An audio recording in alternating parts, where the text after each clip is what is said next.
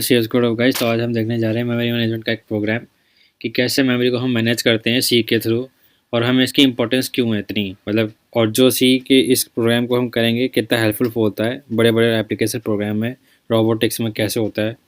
तो यहाँ एग्जाम्पल के थ्रू देखो, एक छोटा सा एग्जाम्पल। जैसे आपको पता होगा सी में क्या एरे होता है, उसको कैसे डिक्लेयर करते हैं। पहले उसका साइज डिक्लेयर करते हैं। जैसे यहाँ पे एग्जाम्पल इंट एरे 5 साइज दिया और 1 2 3 4 5 एलिमेंट दे दिए, ठीक है। अब इसका साइज़ देखते हैं कितना होता है। जैसे पर इंटीजर का साइज़ 4 बाइट्स होता है सी में, आप ऑनलाइन सर्च भी कर सकते हैं। तो यहाँ पे 5 एलिमेंट है, 5 इंटू 4, तो ये टोटल 20 बाइट लेगा मेमोरी में। ऐसे आपकी मेमोरी एलोकेट होती है स्टैटिक एरे में।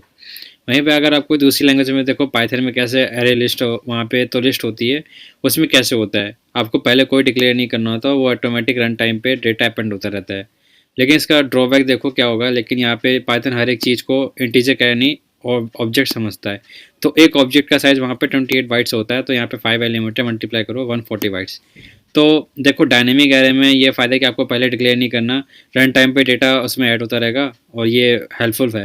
लेकिन ये देखो साइज़ कितना ज़्यादा ले रहा है, और वहीं पे देखो वो सिर्फ 20 बाइट ले रहा है, बस आपको पहले डिक्लेयर करना है।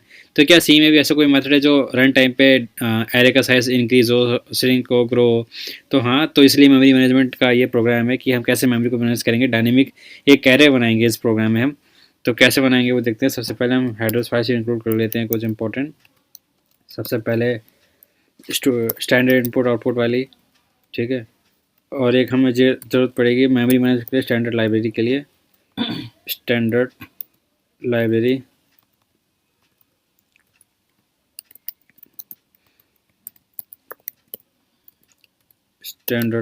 आपकी होगी, जिससे मैलॉक और रीलॉक यूज़ करेंगे। और एक आपकी स्ट्रिंग के लिए एरे बनाएंगे ना, डायनेमिक एरे, उसमें हम नेम्स फीड करेंगे।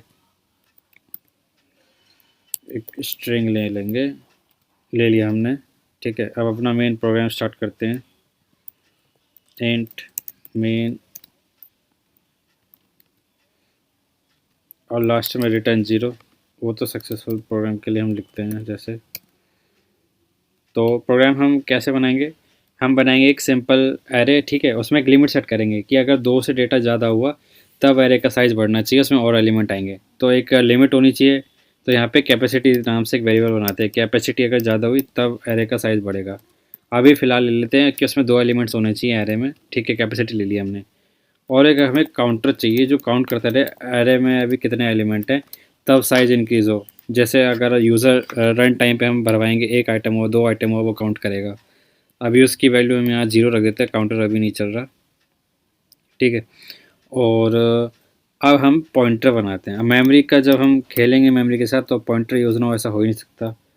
तो एक पॉइंटर तो आपको पता ही होगा जो सिंगल एड्रेस स्टोर करता है। यहाँ पे मैं डबल करके बना रहा हूँ यहाँ पे एक नेम्स के, अभी बताऊँगा क्या है ये। सिंगल पॉइंटर तो आपने सबने देखा एक स्टार होता है उसका, यहाँ डबल स्टार का मतलब क्या है, ये जो होगा एरे ऑफ पॉइंटर, मतलब एक पॉइंटर जो दूसरे पॉइंटर्स का एड्रेस स्टोर करेगा, उसके लिए यूज़ करा है। तो मैं यहाँ एक लाइन लिखने जा रहा हूँ, मैलॉक मेमोरी एलोकेट करेगा ये मेमोरी में, जिसकी कैपेसिटी अभी 2 है, तो एक की कितनी है अभी मल्टीप्लाई करके वो साइज इतना दे दे। साइज ऑफ एक स्ट्रिंग पॉइंटर का कितना साइज है मल्टीप्लाई कैपेसिटी, ठीक है। तो इस लाइन का मतलब ये है कि आप मेमोरी में जाओ, भैया 2 पॉइंटर एलोकेट कर दो। 2 क्यों कर दो, अभी कैपेसिटी 2 है, तो 2 एक स्टोरेज बनाओ मेमोरी में जिसमें 2 पॉइंटर होंगे, वो 2 एलिमेंट्स शो करेंगे। तो इसको यहाँ पे आप लाइन को अच्छे से समझोगे। मैं यहाँ आपको दिखाता हूँ, ये देखो वो जो नेम वेरिएबल है वो आपका ये है। वो क्या है, एक पॉइंटर है जिसका एड्रेस स्टोर होगा, दूसरे जो एक एरे ऑफ पॉइंटर है उसका, और हर एक पॉइंटर आपके नेम को शो करेगा आगे, ठीक है। तो सिंगल पॉइंटर का क्या काम होता है, सिंगल पॉइंटर क्या होता है, जैसे आपका एक वर्ड है कहीं भी मैम आप लिखते हो, तो कहीं ना कहीं मेमोरी में स्टोर होता है। पॉइंटर क्या डिनोट करता है, आपका इंडिकेट करता है कि जो आपका वेरिएबल है वो स्टोर कहाँ पे है डेटा लेके, तो किसी मेमोरी एड्रेस में होगा, उसका ये एड्रेस होता है। तो ऑन 64 बिट सिस्टम जो size of string pointer 8 bytes होता है। तो अभी हमने पॉइंटर कैपेसिटी का यूज़ करा है, उसमें हम पॉइंटर दिखा रहे हैं कि हम मेमोरी में 2 पॉइंटर अभी डालेंगे। तो एक पॉइंटर का साइज 8 बिट होता है, 8 बाइट्स होता है, तो 2 का कितना होगा, तो वही मल्टीप्लाई कर देंगे हम यहाँ पे कि कैपेसिटी के हिसाब से, तो वो 16 बाइट लेगा। तो अभी ये मेमोरी में जाके 16 बाइट ऑक्यूपाइड करेगा, उसमें 2 पॉइंटर दिखाएगा, मतलब कि 2 एलिमेंट होंगे हमारे एरे में भी। तो उस लाइन का बस ये मतलब था, make space to store capacity number of strings. तो हम पॉइंटर के थ्रू मेमोरी बना रहे हैं अभी, दो मेमोरी में जाके दो पॉइंटर एलोकेट करेगा, ठीक है। अब हमें चेक भी करना है, क्या पता कि मेमोरी फुल हो, उसमें जगह ही ना हो और आप बना दिया, अपने सपने देख रहे हो गई मेमोरी एलोकेट, तो वो भी चेक करना है। वो कैसे करेंगे, जो आपका नेम्स वेरिएबल है, अगर नोट आगे मैंने लगाया नोट वाला चेक, वो अगर आपको पता हो तो, ठीक है। अगर नहीं हो रही है तो हमें मैसेज प्रिंट करना है, memory allocation failed, memory allocation failed, और रिटर्न 1, मतलब मिशन सक्सेसफुल नहीं हुआ इसलिए 1, और 0 नीचे होता सक्सेसफुल हुआ तो, ठीक है। ये लाइन क्या करेगी, दो पॉइंटर जाके वो दो पॉइंटर लोकेट कर देगी मेमोरी में, और अगर नहीं हुआ इफ़ नॉट तो प्रिंट कर देगी कि भैया मेमोरी में रैम में जगह नहीं है, कहाँ से मैं लोकेट कर दूँ आपको दो पॉइंटर मेमोरी जब जगह ही नहीं है, ठीक है। ये कोड ये थे। अब हमें क्या करना है, अब आपका प्रोग्राम रन होगा, उसके लिए कब तक रन होगा, यूज़र क्या कर सके, कब तक लूप चलेगा, कि हम क्या करते हैं कि यूज़र से ना 5 नाम भरवाएंगे, जबकि अभी साइज सिर्फ 2 ही है, एक एरे में 5 एलिमेंट भराएंगे, तब तक ये लूप चलेगा, जब तक वो 5 नाम्स ना दे दे एरे के लिए, एलिमेंट के लिए, ठीक है। While loop count is equal to 5, जब तक लूप 5 तक चलेगा। अब इस लूप के अंदर हमें अपना सारा करदाना लिखना है। तो सबसे पहले उससे डेटा लेंगे कुछ, वो स्ट्रिंग ही होगा, ठीक है। किस नाम से एक बफर ले लेते हैं, बफर का मतलब हम यहीं पे स्टोरेज टेम्परेरी, उसमें कितने वर्ड्स कैरेक्टर्स आ सकते हैं, 50 कैरेक्टर्स आ सकते हैं उसमें, जो यूज़र भरता रहेगा एक एक करके। अब जब वो भरेगा, अब हमें प्रिंट कराना है, सॉरी प्रिंट एफ, उसे प्रिंट करवाना है ना।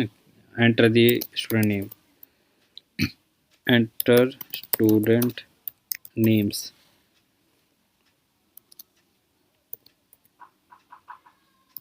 नाम भरेगा वो, और जैसे ही नाम भरेगा तो जो हमारा काउंटर है वो भी काम करना चालू कर दे, काउंट करते रहे सीधा कि कितने आइटम वो दिए जा रहा है, वो काउंट करेगा, तभी तो कैपेसिटी पता चलेगी कितनी हो गई है, ठीक है। अब स्कैन ऑफ करवा लो। अब यूज़र यहाँ से स्कैन ऑफ, पता ही होगा आपको इनपुट लेने के लिए यूज़र से यूज़ होता है एस कॉमा, और यहाँ पे स्टोर करा दो बफर वेरिएबल में जब वो भरेगा तो अभी जो आपने ये लाइन लिखी है, इसका जो डेटा है यूज़र से यूज़र भरेगा वो अभी स्टैक में जाएगा, तो उसको हमें अभी हीप में भेजना है। वो कैसे भेजेंगे, तो आगे देखो जो मैं लिख रहा हूँ। तो जो आपका अभी स्टैक में आ रहा है उसको कॉपी करो, पहले एक वेरिएबल है जो आपका नेम्स वेरिएबल है उसमें कॉपी कर लो एक एक करके, जो अभी 0 पहला लूप चलेगा उसमें जो आ रहा है डेटा, मैलॉक लेंथ निकाल लो। बफर में यार आपका डेटा आ रहा होगा ना जो उसने भरा है, तो बफर, और यहाँ पे +1। अभी मैं +1 समझाऊंगा क्या है, तो पहले समझो कि यूज़र ऐसे भरेगा, वो डेटा भी बफर में आ रहा है, और बफर से कॉपी कर लो इस वेरिएबल में, जो आपका पॉइंटर है, जहाँ पे एरो ऑफ पॉइंटर है उसमें एक एक करके डेटा आएगा। और अब क्या करना है, आपको मेन काम करना है कि जो स्टैक में डेटा है उसे हीप में भर दो। तो कॉपी करो डेटा, स्ट्रिंग कॉपी नेम्स, एक एक करके जो इंडेक्स पे आ रहा है, काउंट किस में से, बफर में से, और काउंट प्लस करते रहो एक एक करके जब यूज़ हो जाए। अब यहाँ पे क्या होगा कि अभी देखो आपने क्या करा, सबसे पहले दो पॉइंटर आपने मेमोरी में शो करा दिए, फिर चेक करा क्या एलोकेट हो गया वो बता देगा आपको। फिर आपने क्या करा, एक लूप चलाया वाइल लूप, वो क्या करेगा कि यूज़र से 5 नेम तक लूप चलाएगा, नाम भरवाएगा, वो अभी बफर में जाएंगे टेम्परेरी वेरिएबल में, जिसका कैरेक्टर साइज़ 50 है अभी यहाँ पे।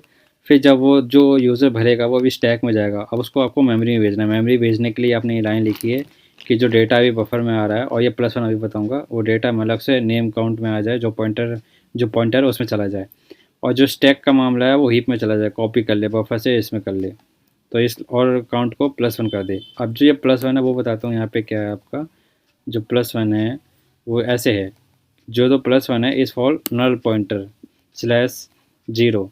सी में जो स्ट्रिंग्स होती हैं उनमें ये नीड होती है सबको कि कैरेक्टर के लास्ट में ऐसे /10 आता ही है मेमोरी में। तो जैसे आपका कोई भी वर्ड होगा, इससे अमित है, ये कितने बाइट्स का है, 1 बाइट का 1 वर्ड होता है, तो 1 2 3 4 5, तो वो वर्ड वर्ड तो 4 ही है, तो ये 4 बाइट का होना चाहिए, लेकिन लास्ट में एक नल टर्मिनेटर आता है, तो टोटल 5 हो गया। तो कैरेक्टर का साइज़ +1 एक्स्ट्रा ज़रूर होता है जो 0 के लिए लेता है।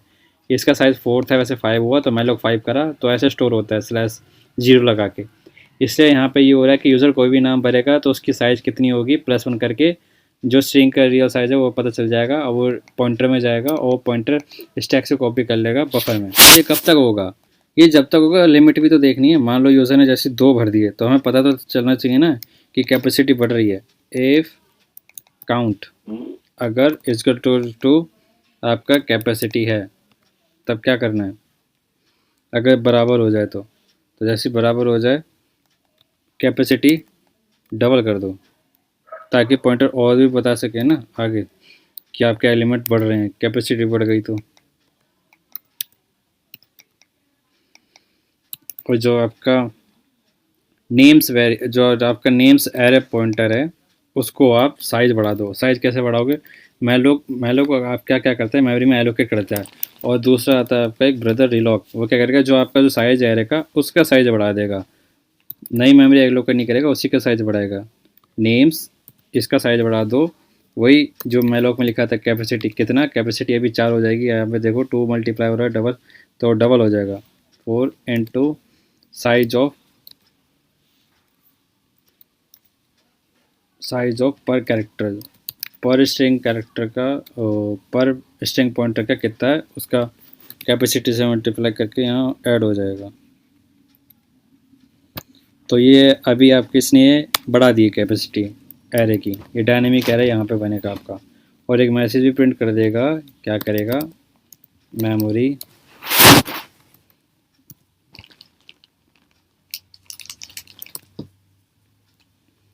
जो आपकी मेमोरी है वो रीसाइज हो गई है। कितनी हो गई है, अगर वो भी प्रिंट कराना है आपको, तो यहाँ पे %d लगा दो और कैपेसिटी लिख दो, सिर्फ कैपेसिटी, तो आपको पता चल जाएगा आपका कितना साइज़ बड़ा भी है। टाइम टाइम पे दिखता रहेगा। ठीक है, तो ये वाइल लूप के आपको लिखना है, जब रन टाइम पे सब कुछ होगा, रन टाइम पे यूज़र भरेगा फटाफट, और वो कैच भी करेगा काउंटर कि अगर 2 आइटम से ज़्यादा हो गया तो एरे का साइज़ बढ़ा दो। साइज़ करने के बाद वो जो डेटा यूज़र दे रहा है वो स्टैक में जाएगा, उसको हीप में कॉपी कर लो। तो ये उसका कोड था। ठीक है, तो हमने कॉपी डेटा तो कर लिया स्टैक से, तो हीप में हमने कर लिया। अब हमें यूज़र को दिखाना भी तो है कि क्या क्या मामला आया है भैया। Print F /n store data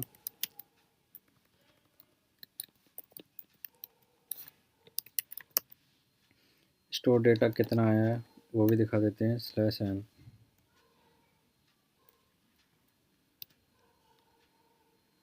ठीक है, अब फॉर लूप लगाते हैं, सारा डेटा दिखा देते हैं। प्रिंट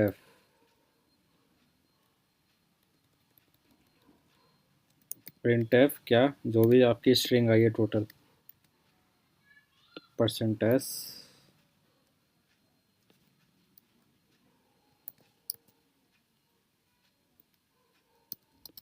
किस में आ रही है, नेम्स आपके वेरिएबल में आ रही है, वो प्रिंट करेगा।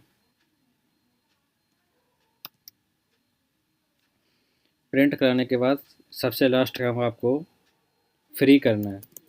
जो आपका डेटा हीप में गया उसको फ्री भी कर दो, वरना दिक्कत हो जाएगी, वो पड़ा रहेगा बेफिजूल, फालतू का प्रोग्राम जगह घेरेगा।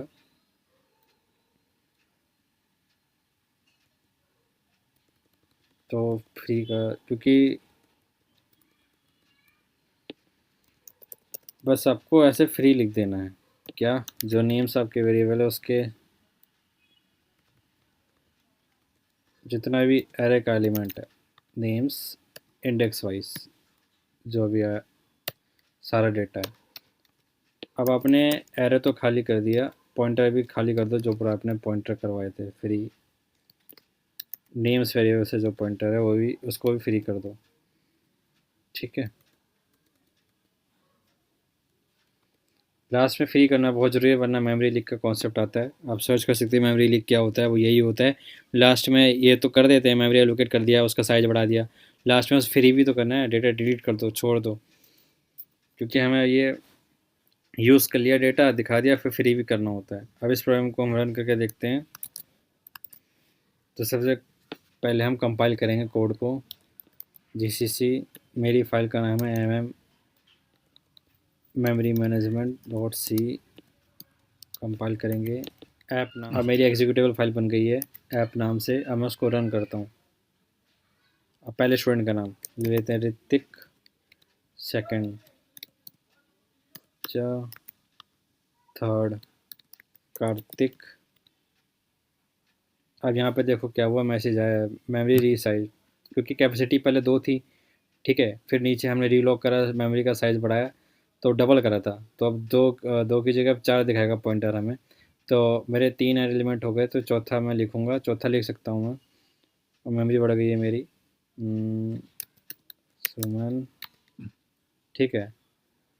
तो कैपेसिटी 4 ही थी, 1 2 3 4, अब मेरी फुल हो गई है, लेकिन 5 5 मेरे को लिखने को दे रहा है, लेकिन फिर मेमोरी बढ़ जाएगी। मैं आपको दिखाता हूँ। मैंने जैसे ये एक और नाम लिखा और देखो मेमोरी रीसाइज, मेमोरी बढ़ गई। उसके बाद सारा डेटा मेरा यहाँ प्रिंट हो गया, ऋतिक, पूजा, कार्तिक, जितने भी नाम थे वो सारे आ गए। तो ऐसे आपका प्रोग्राम रन हुआ, उसने दिखा दिया कितने कितने डेटा है यहाँ पे। तो जब हमें मेमोरी को बाइट लेवल मैनेज करना होता है, तब हम मेमोरी मैनेजमेंट का यूज़ करते हैं, और ये बहुत ज़रूरी पड़ती है। जैसे आपका रोबोटिक्स हो गया, वैसे हो गया। रोबोटिक्स में कैसे हुआ कि जैसे आपका ऑब्जेक्ट डिटेक्ट करता है रोबोट, तो उसके पास सेंसर कई सारे होते हैं, कई सारा डेटा होता है, रैम तो फिक्स होती है। मैं रैम थोड़ी बढ़िया है कि डेटा खूब सारा है, उसको कैसे हैंडल करना है, बाइट लेवल पे मैनेज करना है डेटा को, तब मेमोरी मैनेजमेंट यूज़ होती है। डेटाबेस में यूज़ होती है, ब्राउज़र में, कहीं कहीं हर जगह यूज़ होती है जहाँ आपको बाइट लेवल पे मेमोरी मैनेज करनी है। क्योंकि जो और लैंग्वेज होती है वो जो ऑटोमेटिक डायनेमिकली एलोकेट करती है, वो ज़्यादा ले लेती है, जैसे आप पाइथन में देख रहे हो ऊपर। इसलिए सी यूज़ होती है। मेमोरी इतनी अच्छी परफॉर्मेंस फास्ट देता है क्योंकि वो जगह ही कम लेता है। तो इस प्रोग्राम का यही मोटिव था। तो आई होप ये प्रोग्राम आपको समझ में आया, मेमोरी मैनेजमेंट कैसे होती है। वीडियो अगर इन्फॉर्मेटिव लगा तो please subscribe CS code YouTube channel, stay tuned.